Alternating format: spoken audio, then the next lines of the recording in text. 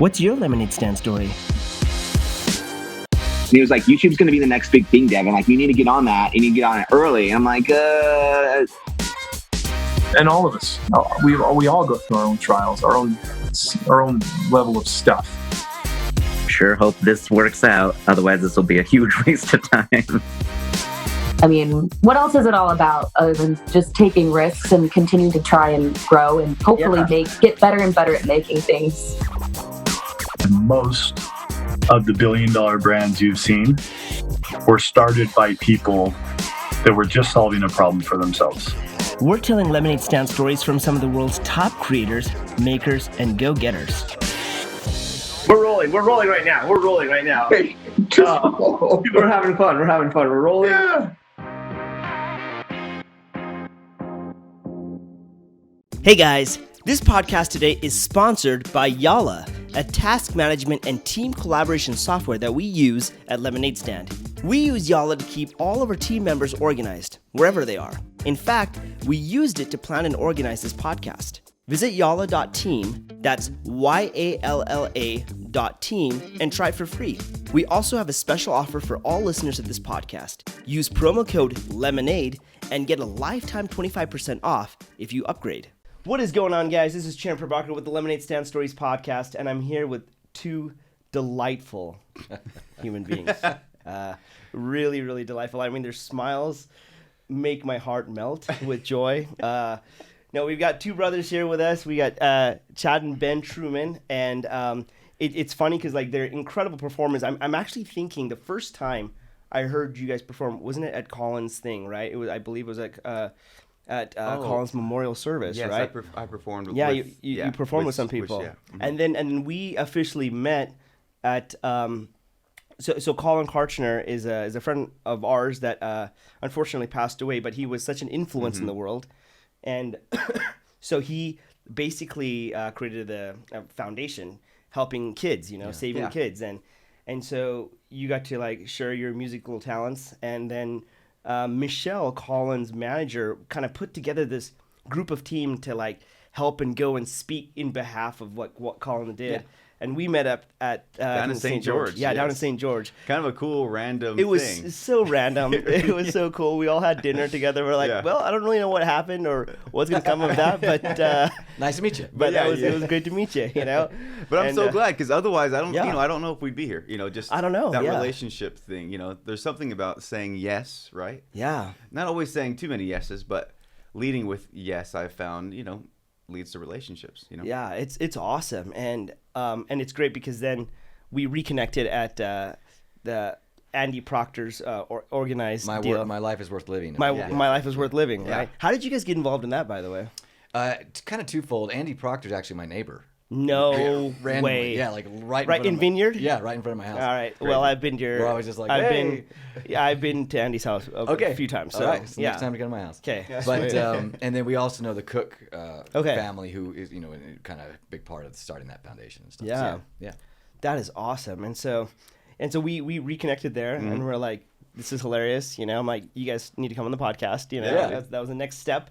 But no, it was great, like running into you guys and then like kind of like really connecting with your music. And I'm just like, holy cow, because it's one of those situations where if I heard your music first and then I met you guys, I wouldn't have been able to talk to you because I would have just been too nervous. What? I was like, I just did the starstruck nature that I am, You're saying all the things that we told you to say beforehand. Yeah, I know. Did I miss anything? I don't know if I missed anything. Oh, yeah. You got the handsome part. I got the handsome part. Yeah, that was the first thing I said. Per your request, obviously.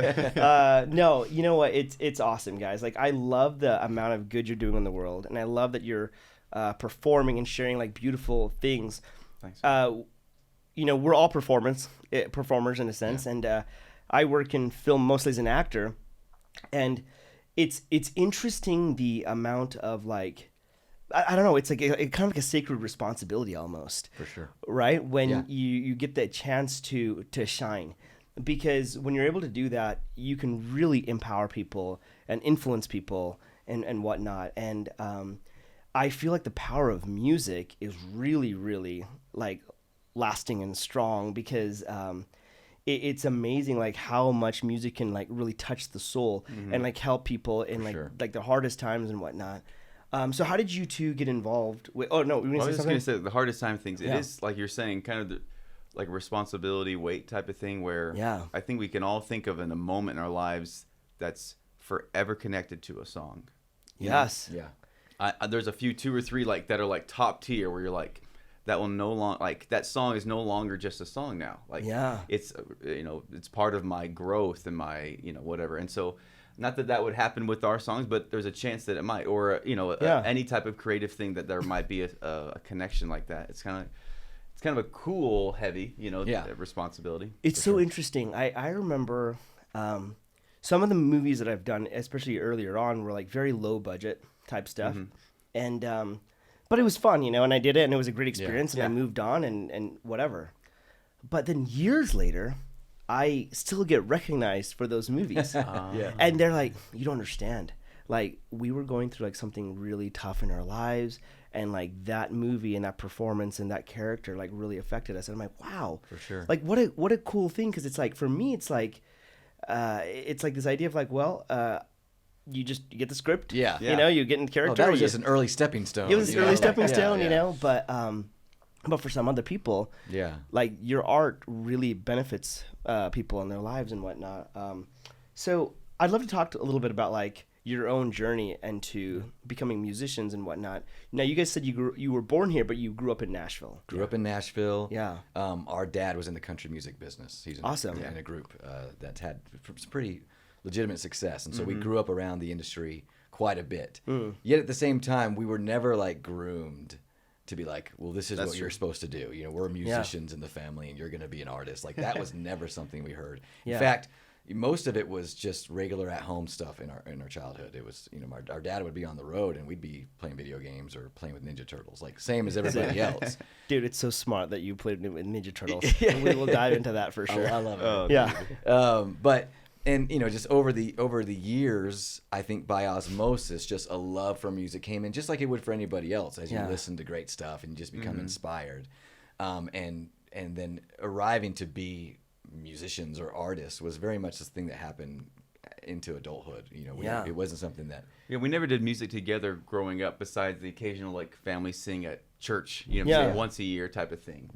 Did you guys already have like a knack for singing though, or was that something? We both discovered our voices, I would say, later on. We sang a lot because my mom was like, we're going to sing around the piano or whatever, you know.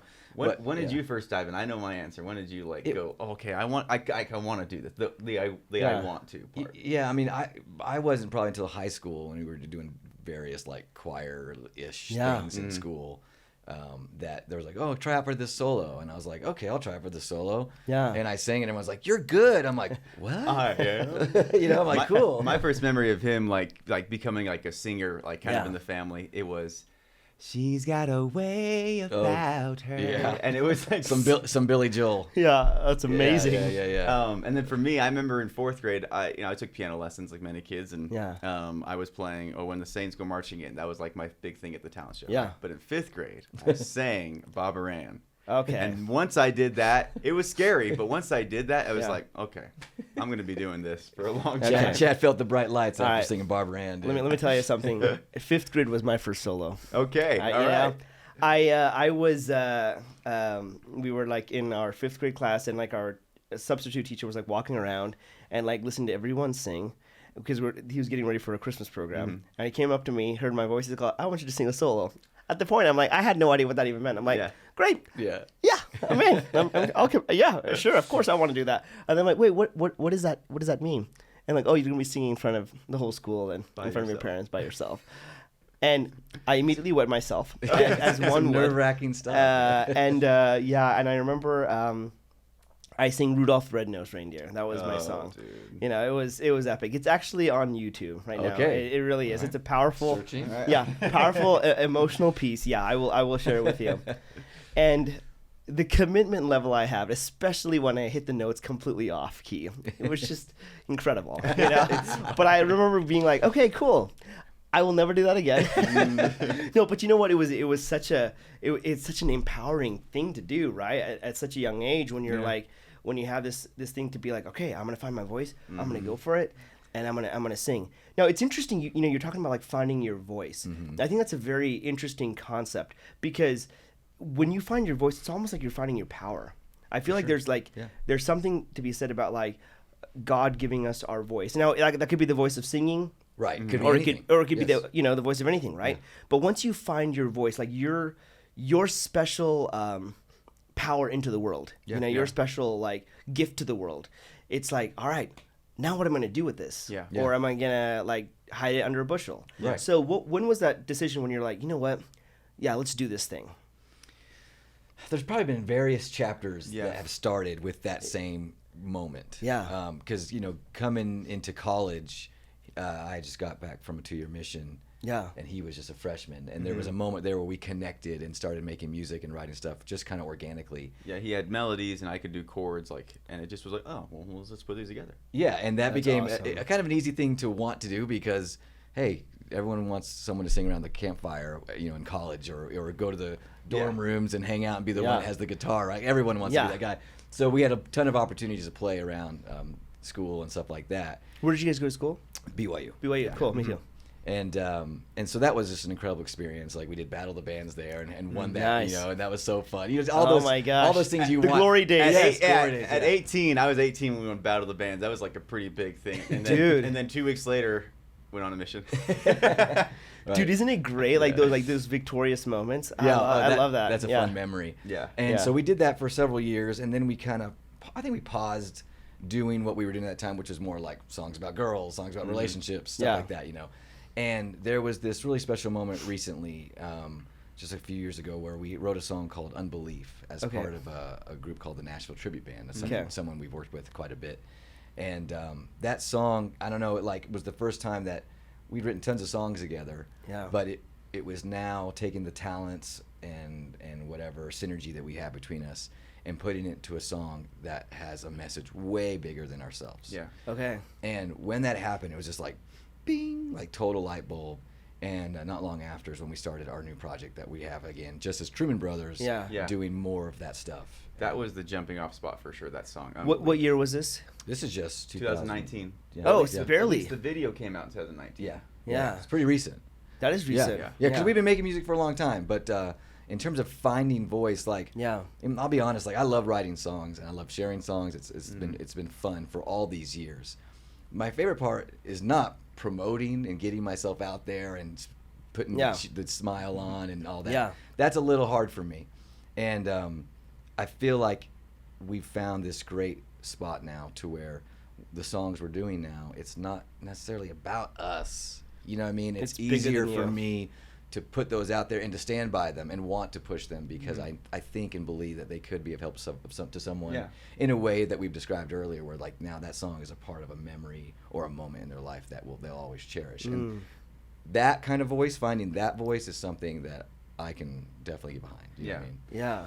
And to go back to what you were saying about finding your voice, I feel like each individual is uniquely qualified and even positioned to have a specific impact. Yeah. And a lot of times we're like, let's change the world. Let's go help 1 million people. Let's go, right? And it's so daunting for most everyone, right? Yeah. Unless you have a bunch of money or whatever, right? It's so daunting. And so what I've found is you are uniquely qualified to help 3 or 4 people, really help them. Start there. Start there, And whether it's a cousin that that you're the closest to and they're having a hard time and they're not listening to their parent, but they would listen to you, right? Yeah. You're not the older sibling, but you're that similar age. I don't know, it's just so uniquely find those. That's what it's been fun to do on a personal level, is find those people that you can have an impact on. Yeah. And then now as we start to try to have a little bit more platform with Deseret Book and all the things, right? Okay, cool. Okay, what can we uniquely are we uniquely qualified to bring forward that can kind of be specific enough to, I don't know, get to hearts, Dude, it's so interesting. I love that, and it was interesting because I was trying to figure that out with my own voice and acting, right? Because as an actor, you're just roll to roll, different shows, different things, and you're kind of doing whatever. But I noticed my career in LA really took off when I started owning my own voice. And it was an interesting concept because as an actor, you're like, well, I'm a different character. Like I gotta, right. I'm just like, I'm so and so here, I'm so and so there. But it was always kind of like floundering in LA until I owned my voice. And I remember a very specific audition, owning my voice, and not only did I get the part, they actually rewrote the part to be more of the way I did it. Wow. And it was like a really eye-opening, like, like this is HBO, and like they're doing this for me because of the way I did this thing, right? Yes. And so I'm like, this is an interesting concept. But then I started thinking more and more. I'm like, well, I want to create my own shows, and it's harder to do that in LA. So I moved back for that reason, and it's the same thing. It's like I have a hard time promoting myself, but if it's a purpose beyond myself, right, which is what you guys are talking about, where it's like, no, this is the cause of helping whatever, then it becomes very exciting. It becomes very, very cool because it's not about you anymore. It's about something much, much bigger than you. And even if it's like, let's help a couple people out, like your cousins or whomever. And then by doing that, you can help even more out. Then it's awesome. And you can feel like this sense of like, okay, cool. Now we have a platform. Desert Book. What can we do with this platform, right? Yeah. So I love it, and I think discovering that voice, it's like a beautiful process, you know, and it's a challenging process. Yeah, you know, it's got a lot of setbacks and stuff, but well, it's great. I see young folks in that phase of their life where they're just they're like really forcing it, and they're trying to like establish themselves. Yeah, and you know, in a way, that's a part of the process, and you have to go through it. But it's like so much of it is like, don't worry about getting to the part where you've made it. Yeah. Worry about finding your voice. Yeah. That's gonna get you there way better and way more, you know, satisfyingly. Yeah. And you know, than just you're going for, okay, I got the likes. Yeah. Or I got the streams or whatever it is. You know what I mean? So yeah. I think one of the biggest things I try doing, the way I gauge finding my voice is it making me come alive or not? Yeah. Amen. You know what I mean? Totally. And the thing is like that's a very introspective question you got to ask yourself. Like, hey, is this making me come alive? If this is, I want to lean more into it. Yeah. And it's almost like you let go of like, what are people gonna think? You know, you're more like, no, I'm coming alive. And then you'll find that as you do, like people will enjoy your offering to the world. Yeah. Yeah. Right. Authenticity. Yeah, for sure. Yeah. Yeah. I think about self-appointment.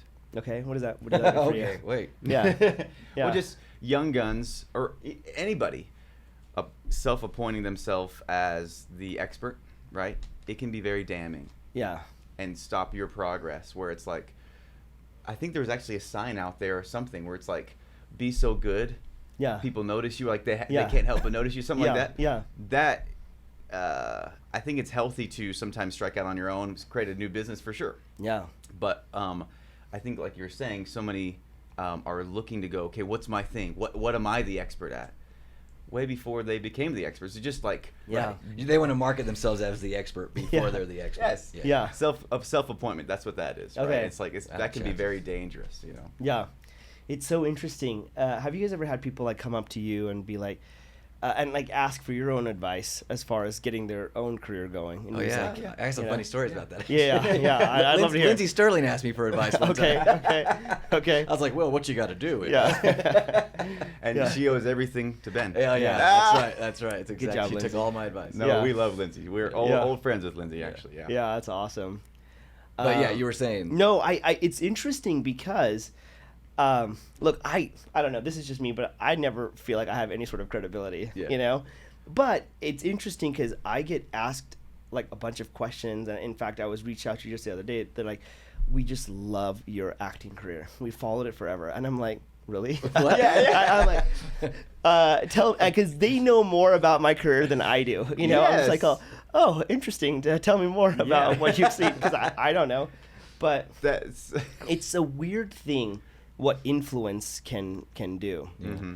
I remember I was coming back home from LA to just back to Utah for Christmas one year, and I stopped in Cedar City to get gas, and I got out of the car.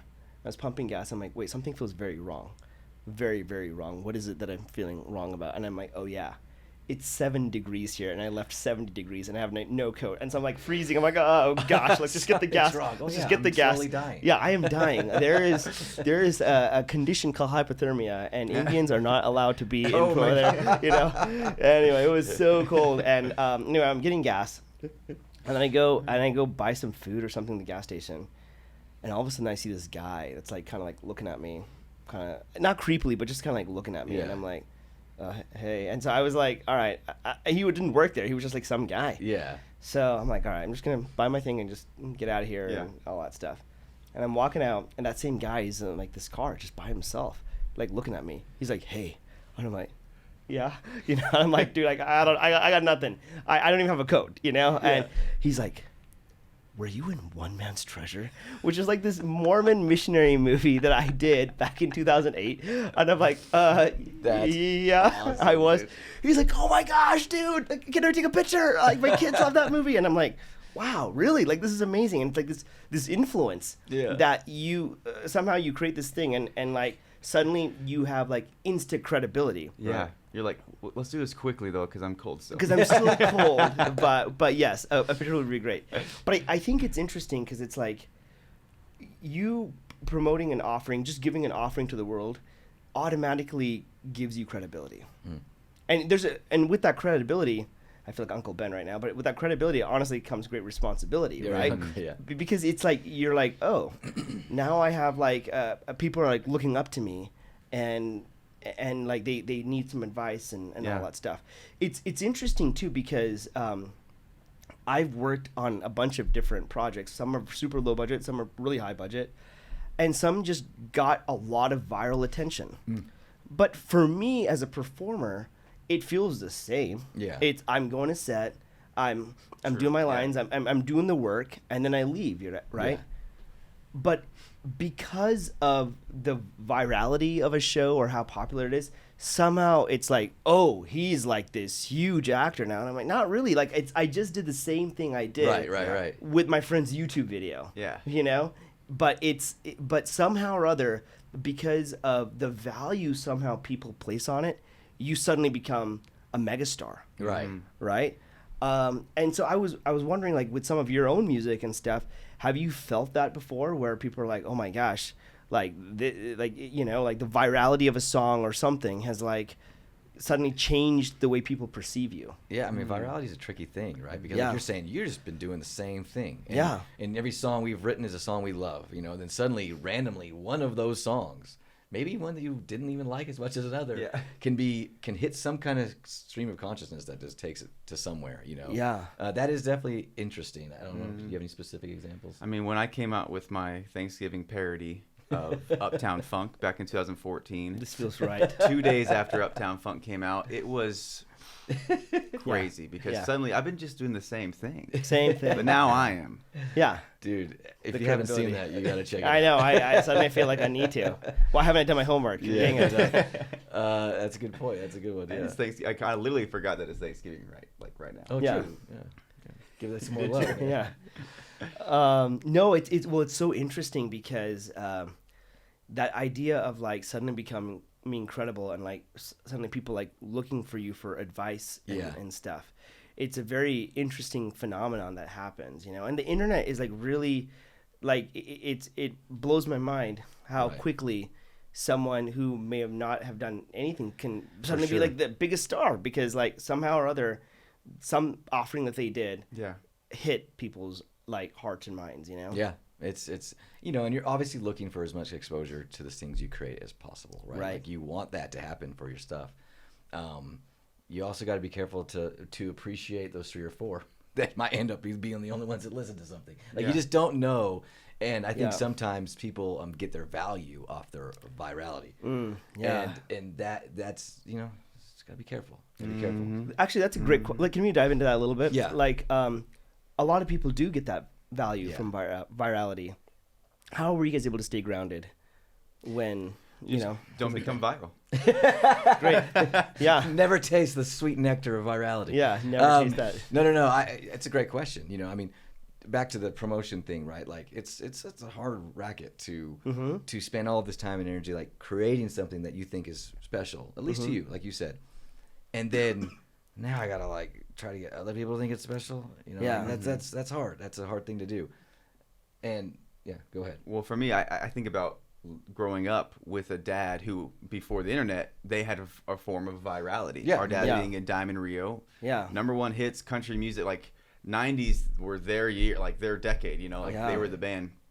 And it was cool to see an example, I guess, of what the options are, right, from their band and other people we saw. You know, we got to go to Grammys, CMAs, and see things, right, and kind of gather some data. I guess. What does fame look like? Yeah. What is You know, I remember the CMAs come even as a 17-year-old. My takeaway was that was 50% so amazingly cool and 50% so fake. Yeah. That was even at 17. Right? You knew it, yeah. And that was healthy to see, like, okay, so if I do want to go into this industry, just know that exists versus 100% great, you know? Yeah.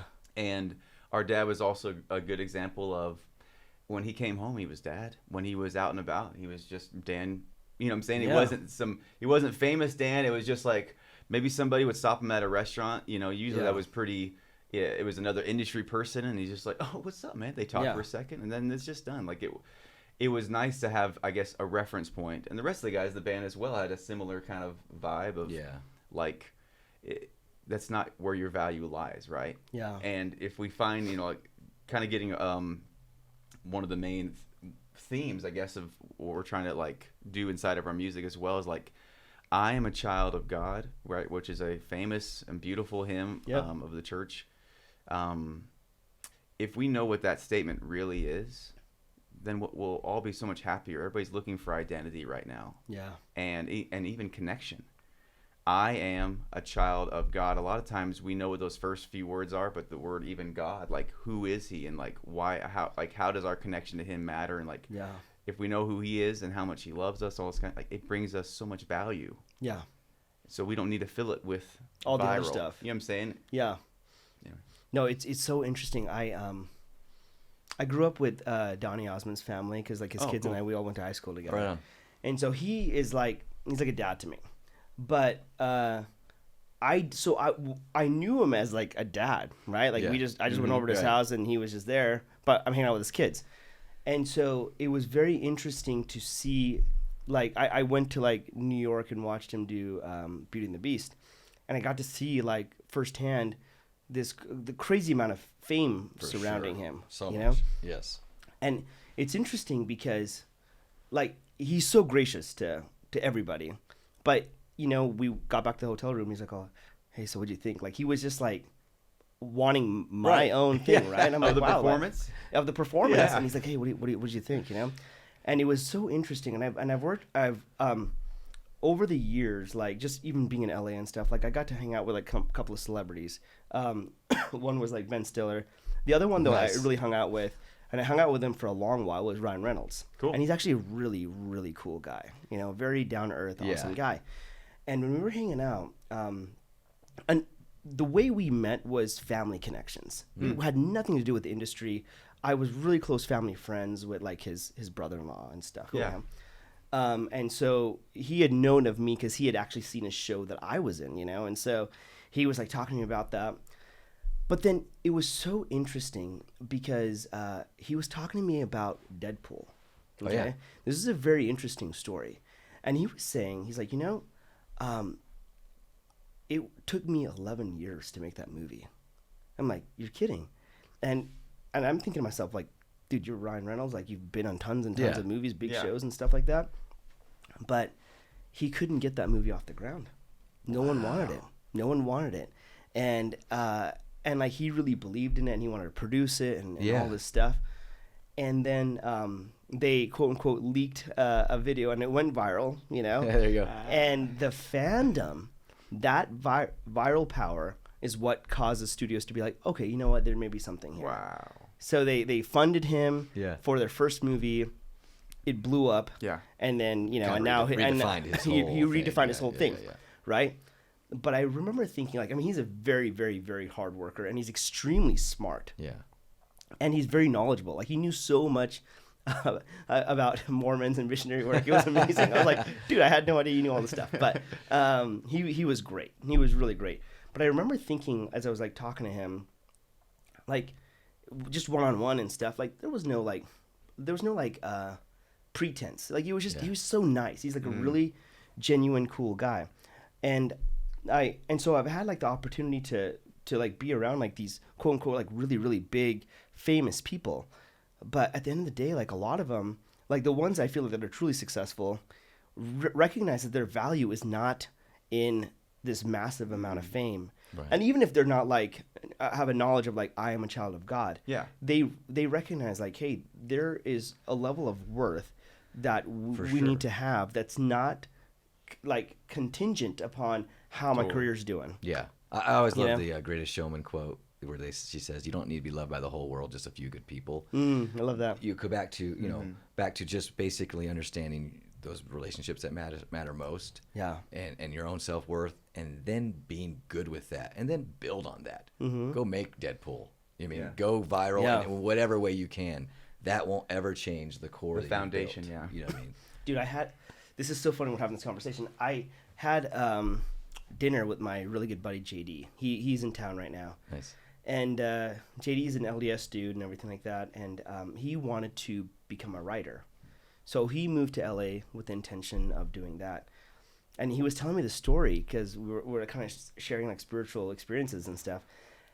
And he'd been praying a lot. He was like, please, like, let me know. Like, I'm here. I'm in LA. I'm working really hard. Yeah. Let me have the success, And he said, like, the Lord came to him and said, I can't bless you with that right now because you're going to equate your happiness with success.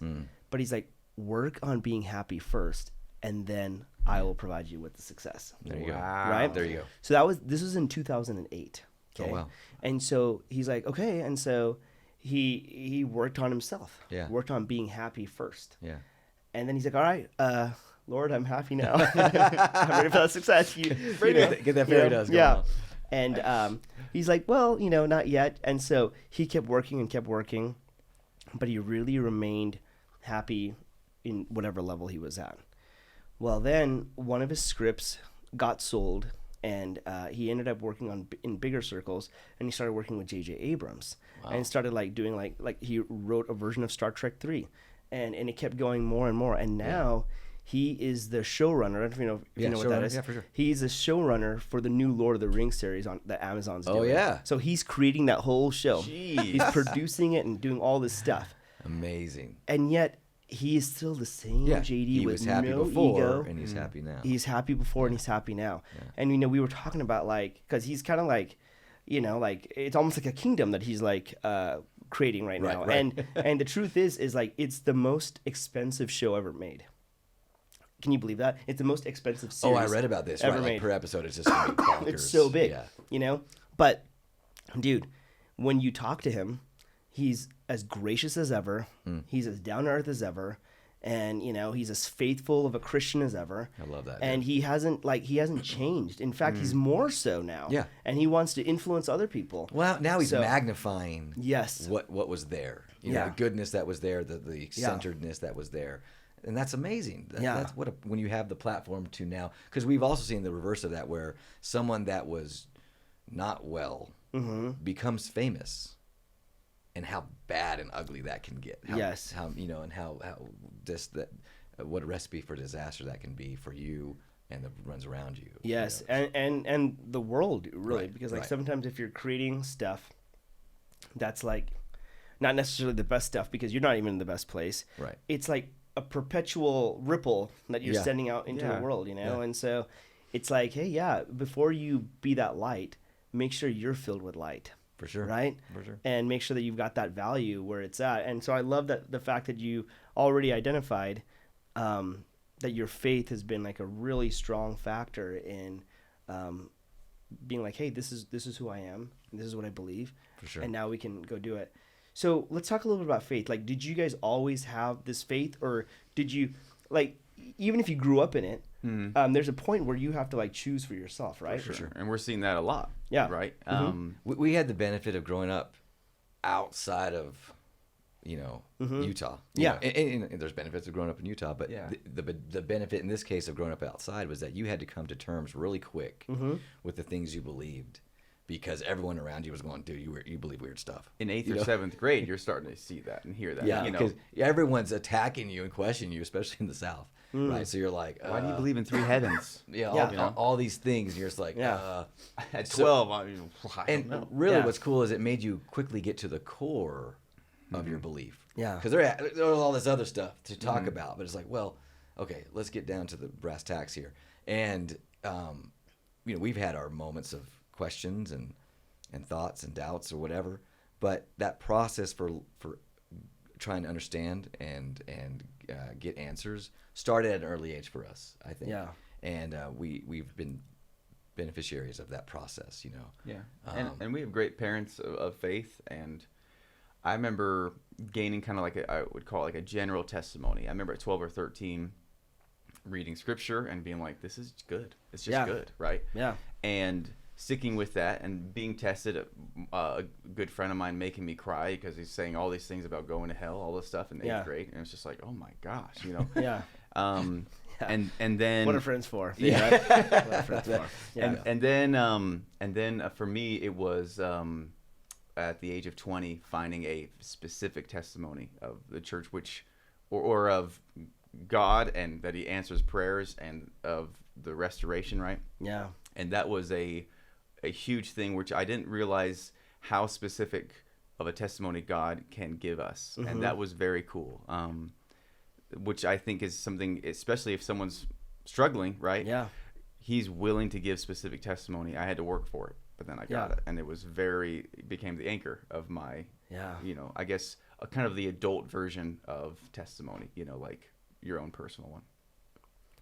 That's awesome. I mean, I think it's interesting because when you find that for yourself, and specifically for me, it's like finding that relationship with Christ, like everything changes in a dramatic way, because you recognize, oh, whoa, this is a source of happiness. Yeah. Because you can taste it, you can feel the difference.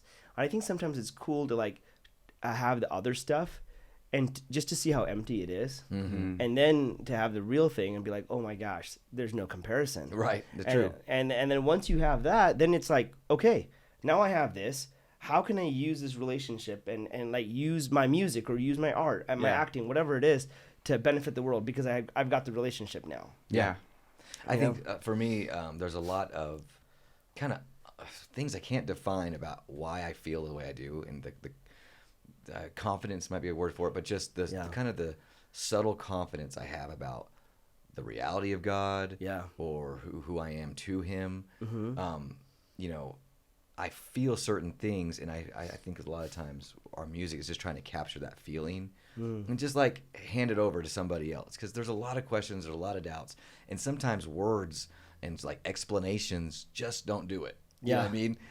But music can move you, with the right phrase, right melody over the right chord and the right dynamic, can do something to like just turn the wheel a little bit in your head. And like, oh, and like, I mean, I guess you can call it feel the Spirit, right? Yeah.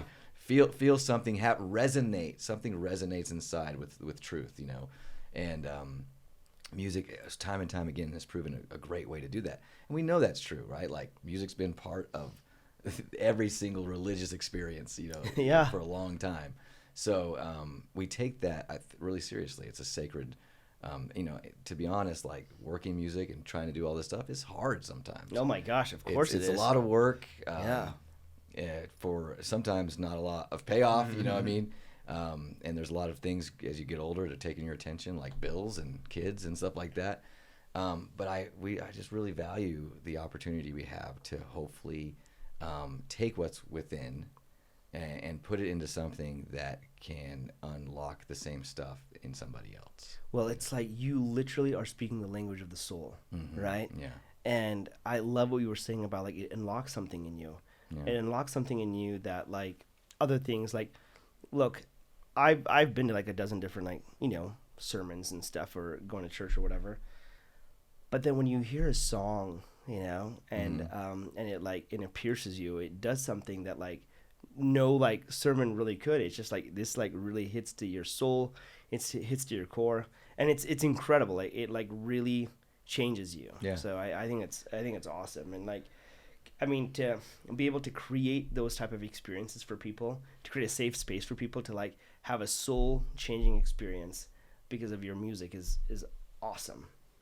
You know, it is, and you know, and I like the idea of the safe space because you listen to music where you like to relax and jam. You know, I'm in my car, I'm in the shower, whatever it is, and like music's a soundtrack to a moment of peace for you in many cases, or just a soundtrack to whatever you're going through. Totally. And that is where you have the ability to have aha moments in many cases. So yeah, I love that, having aha, because I get a ton of aha moments listening to music. Yeah, so sure. it's amazing. I want to change topics just a little bit. You know, the big part of this Lemonade Stand Stories podcast is about talking about people's lemonade stand stories, but to have that, you've also had to deal with lemons, right? You know, Amen. Like, and some of these lemons can be really big blows. So, has there ever been a moment in your life or something you can remember where it's like, oh, that was a big lemon, and we're gonna switch it to lemonade, but wow, that was rough. Obviously, got different versions of lemons in our lives. Yeah, I mean, you know, it's fun. This is a kind of maybe on the light side. We might go. Kind of sure. ramp up from here maybe. Yeah. But the first thing kind of comes to my head is I remember as a young kid sitting next to my aunt. She loves telling this story. I'm probably like 11 or 12, and we're at church, and she was singing the melody, and then she went to the alto part. You know, I could tell she was no longer singing the melody. Mm-hmm. And I'm in my head going, I'm trying to adjust as well, and I'm like, how is she doing this? Yeah. And I lean over, I go, Gina, how are you doing this? And she was like, what? And she's like, I'm like, how are you doing the notes? Like, and she's like, oh, Chad. Like in her head, she's like, he can't hear it. He doesn't have the gift. You know? And that. Luckily, my ear is better now, but that's always been my weakest part of my musicality. Is the ear was the last thing to catch up, I guess, right? And for me, music became math. Math always made sense to me. That was my favorite thing. I would stay after school in first grade and get the second grade's math homework from the second grade teacher. Yeah, you loved it. Because I was so excited to do it, which is hilarious even saying that now. But then music became math for me. Like, that's how I understood it. And so when other people would be like, hey, come jam with us, and like, hey, you sing this thing, right? And which I did sing, but when it came to kind of improv singing, right? Yeah. Like, there was so little reference. If I didn't know it really well, right, I couldn't rely on my ear. And there was some definitely embarrassing moments for me because I was the music cat very quickly. 8th, 9th, 10th grade, I became kind of the music guy in our grade. But there were certain moments where, kind of put on the spot, I couldn't. Like, that wasn't my strength. You know what I'm saying? Yeah. Can I be an outside witness to this? I want to witness. Well, you know, you have so many people who are like, I just hear it and I play it. You know? Like, that's what you hear more often than not, actually. Yeah. And Chad was quite the opposite. He's, you know, hearing, like, you know, one time was like, okay, Chad, play Happy Birthday. This one, he's like a really established piano player. He's like he couldn't do it on the spot because hearing it is not his thing, right? Yeah. You know, turn back the clock to middle school when you performed. Oh, Ain't No Mountain High Enough. At our 8th grade graduation, I was the chosen singer. Again, I'm kind of the music guy. I come in 2 bars late, and I'm off the entire song. And he doesn't know it. Yeah, how is this possible? I don't know it. But it didn't throw him off. I was like, ain't no mountain. Way off. Yeah. But I am giving it my all. You've committed. And me and my dad are just like hitting each other like, what's happening? Yeah.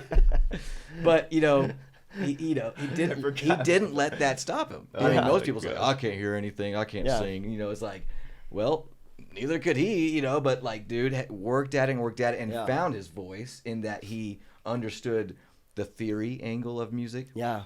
And how things are formed. So when the other part was weak, I was like, okay, I'm just gonna make this stronger because now I love that. Yeah. If I ever have that moment, I'm like, okay, let me just understand it, and I literally go, okay, here's 5, 3, 2, 7, 1. That's the melody. Okay. At worst comes to worst, I can do that, and then I can sing it, which is interesting. Yeah. It is interesting, but no, I love it. Well, the thing is, because I love math too. Yeah. You know, but I mean, it's interesting that you use math to help you get better at music. You know, that's wild, but I love it. We constantly get experiences where people are going, "What's he doing?" He's like, just give him this. Yeah, he's finding the antiderivative of that whole note. He needs to know the rate at which. School of Rock. Yeah, exactly. I don't know. Just keeping on this theme, maybe. I mean, in terms of my personal lemon, that would be probably associated with this was that I never really developed a great skill at like being a musician, right? Like I quit piano early on. I picked up guitar when I was about 18. Yeah. And taught myself a little bit and enough to write songs, basically. You know? Yeah. But there's always been kind of a limit to musicianship sensibilities helping me write songs or make music. And it wasn't until years ago that we kind of realized what had happened, because I always thought, oh, I can't do that. You know, Chad, you're the one. You play this. You know, you play piano. I'll just sing. You know, whatever. Which probably annoyed him to a great degree early on. But what we found was the lemon of me not being able to play 40 different chord progressions for this possibility of writing a song. Yeah. You know, I only could hear the one thing I wanted to hear. I didn't know what it should be or what it could be or anything like that, because I haven't learned 1,000 other cover songs that make me understand how most songs go. Yeah. So the lemon of not getting what's supposed to happen allowed me to make things that might have been off the wall or unusual or just a different way of looking at it. Or it was still pretty simple, but I didn't let that stop me because I didn't know it was simple. You know, it just felt right. It felt good. And that combination is how we've made our lemonade. You know, I mean, his great take on the musicianship, the theory, and just the breakdown of how music works, and very much my feel and just organic kind of desire for what I wanted to hear, you know. And we've made a lot of cool stuff that way. And he's obviously can do a lot of stuff without me as well. But he's been a great partner in that, and we've set up a lemonade stand together in that way. That's awesome. Well, here's the thing. I love that story. I love everything about it, because it's like you're basically taking your weakness and turning it into a strength. Right. You know, you're taking what you didn't have, and you're like, all right, how can I make this work, knowing that I've got this limitation, right? I remember, like, for me, I was a missionary, and I went to Australia, Chinese speaking. Oh, wow. And I'm Indian. I mean, it's just very confusing times, right? I'm just like, what's happening big bucket right now? Of culture what's going on right now, you know? And I remember I was on an exchange with another missionary who didn't speak any Chinese at all. And he said, listen, I found this Chinese lady the other day. I'm like, oh, it's amazing. Congrats. Good job. He's like, yeah, let's go over so you can teach her. I'm like, terrible idea. That is the worst. Because I had just been out like maybe like a month or two. My language skill is Chinese, just, you know, the worst. I'm like, this is not going to be a good idea. I will guarantee you that right now. You've been out long enough to realize how bad you are at the language kind of thing. Yeah, completely bad. But I'm like, but he's like, no, you're going to be awesome. It's going to be great. And I'm like, if you say so, but I know you're not going to be contributing to this lesson. Yes, right. Easy for you to say. Yeah, easy for you to say. So we go ride our bikes over, and we push the buzz boxes. So there's like a buzz box so she can answer the phone. And the whole time I'm like reciting how to say the name of the church in Chinese and introduce myself. I'm like, okay. Just get to that point. Let's just get to that point, and we'll go from there. Mm-hmm. She answers the phone on the buzz box, and she's like, "Wei," which is like hello on the phone. And my mind just goes blank. Like, just any little bit of Chinese that I had in my head. On the phone? You're like it was like on this buzz box, right? Oh, yeah. And I'm like, so hard. Yeah, exactly. I'm just like, and she doesn't speak any English at all. And so this other elder was like, go do your thing. And I'm like, I don't got a thing to do, you know? And so I'm just grasping at straws, right? And I'm just like, ni hao, which is hello, and they're like, ni hao, and then I'm like, 我们有快乐计划, which means we have happy plan. Like, that is the only thing I could remember. I couldn't say Jesus Christ. I couldn't say any of that stuff. I could just say, and she's like, Shama, like what? I'm like, 快乐计划, which means happy plan. I just kept saying happy plan over and over because it was just the only thing that could come out. That is amazing. And she was like laughing and she hung up, and I'm like, great. And then he's like, how did it go? And I'm like, terrible. Like, I predicted this is going to happen, and it did. But she lets us inside, and then she starts going off, and I mean, I legit have no idea what she's saying, but somehow I managed to convince her we would come back in a couple of days when I've got my real missionary companion, right? Anyway, long story short, we start teaching her, and in a couple of weeks, she gets baptized, which is crazy. And in those couple of weeks, my Mandarin got a lot better, too, because I was like so forced to speak with her, right? Yeah, sure. And we asked her and we said, why did you decide on baptism? It's like such a big thing. And she's like, look, I came here. I came to Australia to visit my daughter. I had no interest in joining any Christian church. I'm Buddhist. Like, that's what I do. But I was really unhappy. And if you came to the house and talked to me about being a missionary, I would have said no. Yeah. But you kept saying happy plan. And for whatever reason, I suddenly became so happy. That is awesome. And I had to know why. And I'm like, well, and then my companion's like shaking his head. He's like, dude. And I'm like, hey, look, I got no idea. I don't write these. I didn't write the script, Oh my gosh, man. But isn't that wild? You forgot your whole intro, which would have, it would have like turned her off, right? Yeah, would have turned her off, right?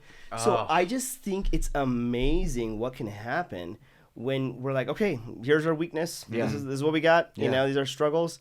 But how do we still make music together? Yeah. I'm going to use math to make music, and once you start figuring that out, it's like, great. Like these guys already know their value. They know their limitations. Now I can do some magic with them, And I think that's like how God like does his thing. And it's incredible because then you're like, yeah, this was all you. Like this was not me. I didn't have that skill set. I mean, well, circling back to finding your voice, knowing your limitations. Yes. Relative to other people, we can always improve and stuff like that. But like, hey, this is what I bring to the table. These are my strengths. And knowing where you stand with other stuff is part of finding your voice. It's part of understanding how to work with other people, how to have good relationships, and how to deliver the simple truths that you want to share. Exactly. The things coming straight from your heart. Yeah. Happy plan, baby. Happy plan. you should do a happy plan. That's awesome. Yeah. If nothing else, that's all you get. You have, right? Fantastic, man. Thanks, man. Okay, so we just have a last couple questions for you guys. What brings you guys joy right now? Oh man, I love that question because then it strips away all the other stuff, right? Like, because a fantasy football win, that's happiness maybe, but maybe not joy, right? It depends on how much money championship you win. is joy. That is joy. Yeah. I think I measure that often just by the recognizing where I put my care. You know what I mean? Where I put my emphasis on life, because it's the meaningful things, right? That's what brings you joy. And that is definitely my family, who I we're both married to wonderful people. My wife Sammy, and we got 3 boys who are just bring me so much joy. They're incredible because they make me go through a process, right? That is very fantastic. And then honestly, making music that means something to me first, to us, and then seeing that have any impact anywhere, joy. That brings me a lot of joy, because it's those are my people. That is my mission inside of a belief and a faith I have about a purpose in life. All those things combined is what is kind of my tapestry of joy, I'd say. Oh, I love that. It's awesome. For me right now, the first thing that really popped in my head is seeing progression. Okay. Specifically, my wife and I just bought a new home in Provo. Love it. Moved in, and we've moved probably, I think, 10 or 11 times in our 11 years of marriage. And moving has always been one of my least favorite things to do because it's the worst. It's dramatic. I don't like it when you move either because I'm usually there. No. And I'm mainly saying my wife and I's relationship and tensions or just I'm not doing enough, whatever it is. Yeah. Right. And it does this, and I was not anticipating that, but I was anticipating some form of that, and to see that when we had this move just recently. There was moments of like stress and different stuff for sure, but it never went to the level of we're against each other or anything like that, which we've had before, which I think it's very healthy to talk about the major ups and downs of every relationship and marriage, because I think 20-somethings will come in thinking that there will be none of that. Right? Yeah. And there's always that. That's what it is, purposely and purposefully. And it was so amazing to have this move and to see that we were able to stay on the same page and progression in a relationship. I love it. It was evidence of the work you guys have put in. Yeah, we've been counseling, right? Like, and then counseling together and talking through stuff and all the thing it was a signal of a lot of the past few years of working on something to make it sweeter, and that's the first thing that pops in my head is the joy that I've been able to find in making and seeing that relationship progress. Dude, I love that. And I love, like, it's interesting because sometimes counseling can be taboo, but it should never be. I think it's such a beautiful thing. It's training, right? Yeah. The best athletes in the world, what do they have? Trainers. Yeah. Right? Yeah. I love that. That's great. Not LeBron James. He's not going to do it. He's not going to train. He's not going to train. He's just not going to do it, We're talking about practice. Yeah. No, it absolutely is. It's interesting. I've got a buddy of mine who he's a therapist, marriage therapist, and it's interesting because I remember him talking to me, and like he had just barely gotten married and stuff, and he had like challenges, and he's like, it was weird because he was like, well, I'm a therapist, but like but for sure. our relationship is going through all kinds of stuff. Yeah. But they got through it. They worked to get together, and it's great because now like his therapy business has grown so much that he's created like an online therapy practice. He travels the world with his wife, and then he decided to create a YouTube channel called Cinema Therapy. And it's just like using, do you know Jonathan Decker? Yeah. Yeah, that's what I'm talking about. Oh, yeah. So he's like one of my best friends, Yes. right? Love And, that guy. He's got some great takes, man. Yeah. he does. And it's great, right? And so we were college roommates, we've been buddies for a very long time, right?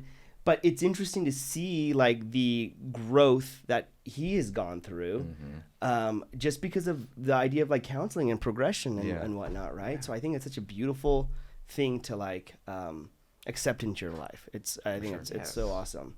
Yes.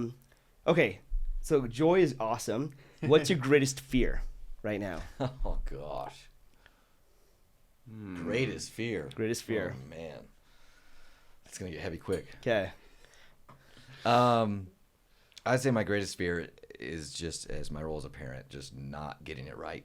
You know what I mean? Doing something that doesn't help my kids get to the place where they'll be happy and then we have a great relationship with each other. Because that's my ultimate goal, really, is to have a great family bond for the rest of my life with my kids and my wife. And so it's crazy out there. It's wild, dude. Yeah. And there's a million different ways that you could get thrown off your axis. You know what I mean? And I think about that a lot. I worry about that a lot. And I also don't want to be too on top of them. I want to leave them room to breathe and have their agency. And this applies to so many things, right? Like people need that. People need their room to grow and stuff, but they also need instruction. They need guidance. They need help. And so I worry about that. I care about that. So far, so good. Yeah. But it's something that will always be on my mind because I think, again, where I drive my greatest joy is probably where some of my biggest fears live. Also live. Yeah. So they're 7, 4, and 1. So we got a long ride. Yeah. But man, I love them. They're so much fun. That's awesome. Mine would be maybe a similar thing of like, there's a few key people in my life that I feel uniquely positioned or qualified to have an impact on, and am I doing that? Am I living up to what I feel I can actually do something, and am I doing it? You know what I'm saying? Because there's a lot of people you can't reach directly. You know what I'm saying? That's what I'm saying about the uniquely qualified thing.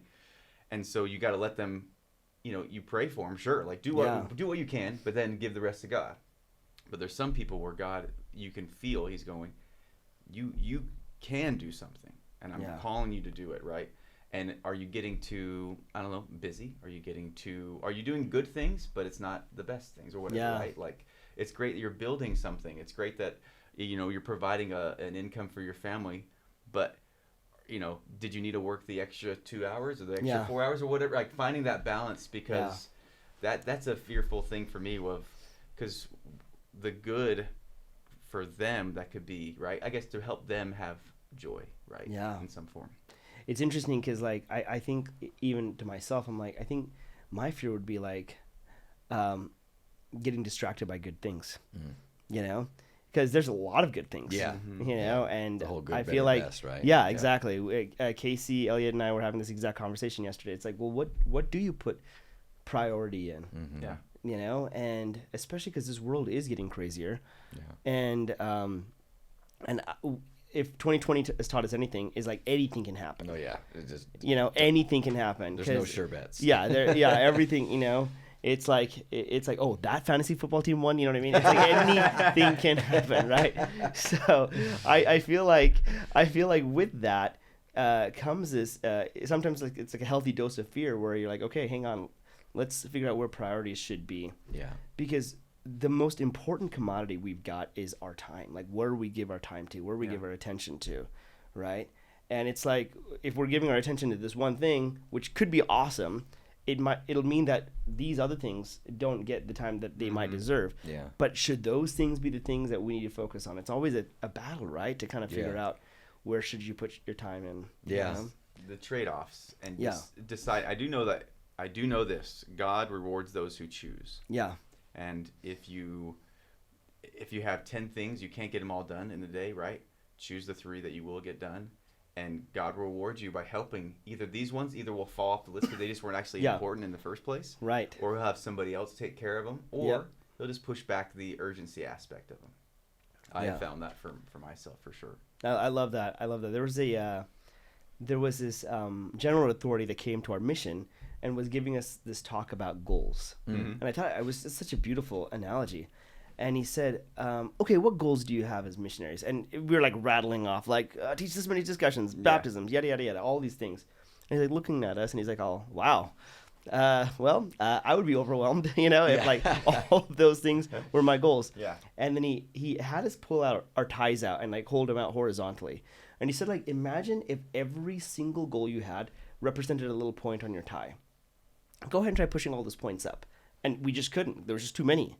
He's like, okay. Now he's like, just pick one. Just one goal. Push that up. And as he pushed it up, he's like, notice how the entire tie rises now? Mm. He's like, that's what God does. It's like if you focus on maybe one goal or 2 goals and that's it, and just like causes it, it's his grace that just kind of like rises everything else up. So it's like, the urgency aspect goes down a little bit, or it gets off the list because it wasn't that important. And I really like that because it kind of simplifies things a little bit instead of thinking, I've got to do this and I got to do that and I got to take care of this and this and that, Because there will never be an end to the to-do list. It will always be adding on. And so either get better at this very thing or hire some other people to do it. You're like or whatever, like just you can't do it all. You know what I'm saying? Right? Yeah. You just cannot do it all. Mm-hmm. Okay, so the last question for you both. With all of the experience you've had right now, what advice, if you had a time machine and you could go back and to speak to your younger versions, what advice would you give to the boy that couldn't figure out notes through hearing, so it did his math? What advice would you guys give yourselves? Ourselves. Yeah. Wow. Don't. This is gonna be good. I'm excited. It's gonna be too personal for you. Get out of here. You know what? Oh my gosh. Just relax. Okay. You're gonna have this whole life of stuff. Yeah. So this one and this one and this one and this one and all these things can't all be the biggest thing, right? Even though sometimes it just feels like, oh, this is the biggest thing. This is so important. All this, and you wear yourself to death. So things come, things go. Just slowly build who you are and what you want to do, and just don't stress it. That'd be what I tell myself. Yeah, I love that. It's awesome. This might be a little unique, but I would say you don't have the full scope of who you are. You don't know how many weaknesses you have. Yeah. This is good. Yeah. This is good. That's another huge benefit of going through, getting in the trenches and working on a relationship. My wife is amazing. Yeah. And I've been able to see that more and see my weaknesses more. And it's extremely healthy. That might be just like, that's it. You don't know the whole scope yet. So just don't over. Luckily I've never had the thing of like, this person's bad and judgment type of thing. Right. But just don't assess too intensely right now. Yeah. That maybe you have it all together, because I was pretty confident, and so it's like, just bring that back a little bit. Yeah. I can maybe sum this all up with a story. I want a story. Yeah. All of it? No, yeah, I'm trying to put a button. I just want to tell the story. Yeah. So years ago when we did Battle of the Bands, what we referenced earlier at BYU. Yeah. It was in the BYU ballroom. There was like 1,000 people there, right? And one of the guys that was running the thing said, "Hey," he just happened to say, "Hey, man, do you know someone who can say the opening prayer?" And I said, "Yes, I do." And I pointed out my buddy Skylar. He's like, "Okay," I'm like, "Skylar, you're saying the prayer for this thing." He's like, "What?" Funny guy. Skylar is funny. But just kind of like not trying too hard. He just is funny. Yeah. He gets up there and he says, he never says, bows their head, folds their arms. He says, "Heavenly Father." Before a rock concert. Yeah, before a rock. It's already hilarious. This is before a big rock concert. Yeah, it's hilarious. He's like, "Heavenly Father, thanks for letting us be here. Bless these musicians that they'll be able to perform to the best of their ability, that no harm or injury will befall them, and that they'll be able to rock with caution." And so that forever since has been our tagline, man. Dude. Rock with caution. Man. Yeah. Yeah, you gotta be safe. Yes. You gotta be safe. It applies. Like, go get it, dude. But dude, be careful. Yeah. Don't lose yourself. Yeah. Don't lose your mind. Yeah. Don't lose your relationships. Mm-hmm. Rock with caution. Dude, that's amazing. I have this thing. I have a thing I call I practice called relaxed intensity. Yeah. Oh, where it's there like you go. Intense and like I'm intentional about the goals. Like I'm gonna go for it. Yeah. But I'm relaxed about it too. Yeah. You know, Yes, it's like good. no, everything's gonna be okay. That's it. You know, That's it. and we're gonna get through this. Because it's like in the trenches. I'm in the middle of finishing a movie right now, producing a movie, and it's like we're in the trenches right now, you know. And it's always like a constant battle of like, oh, okay, cool, like that money didn't come through, and this didn't. It's great. This is perfect. Oh, that deadline's still coming up. Great. Yeah. That's great. Yes. So, but it's interesting because keeping it in that perspective, you realize like each other, the present moment, you know, those relationships, those are the most important things. All of these other things are just like roles and stuff that we're currently filling our time with, and maybe that will go away, you know, and something else will replace it. But those relationships, those are so important, and it's awesome to like, you know, keep progressing on those relationships, and to keep, you know, just loving each other and finding our value where it's supposed to be found, so that we're not constantly trying to place our identity on something that is so fleeting. Yeah, for sure. Disappearing. For sure. You guys are freaking awesome. I'm so glad we had this. You're awesome, yeah, man. this is amazing. This is so good. I just love talking and hanging out, man. Dude, it's the best, right? It's so fun. Do you guys have any? Actually, let's talk really quickly.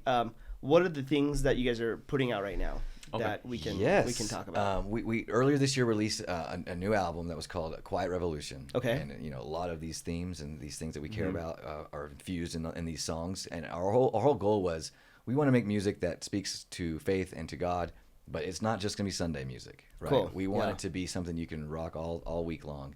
And it's been great. It's been so fun to performing these things and putting them out into the world. And we're already working on the next album. Amazing. And we actually have a Christmas cover coming out of Hark the Herald Angels Sing, which we're stoked about. It'll be out technically Thursday night, Friday morning. Yeah. Okay, I'm excited. Yeah. So anyway, we're just doing it, coming out with stuff. We'd love people to check it out. And will you guys provide links for me or anything like that? Amen. Yeah, totally. Yeah, and we'll put that on this podcast sure. so people can click on it. Totally. And awesome. Any last words or anything like that you want to end on? No. This has been great. I'm glad you asked, man. This is very cool. I guess if anyone's in Utah County, we are playing at the Riverwoods on December 16th. Okay, It's kind awesome. of a fun, like a Christmas show. Yeah. So That's awesome. We're excited. You guys check out our stuff. We'd love to hang out with you someday soon. So Absolutely. anyone listening. Awesome. Well, thank you guys so much. Appreciate it. Okay, thanks, dude. All right. Thanks so much for listening to the Lemonade Stand podcast, and we hope you enjoyed this episode. Be sure to subscribe to the podcast on whatever platform you use to be alerted when we release new episodes. We'd also love to hear your feedback in the reviews, and if you or someone you know has an awesome Lemonade Stand story, please reach out to us on social media and let us know.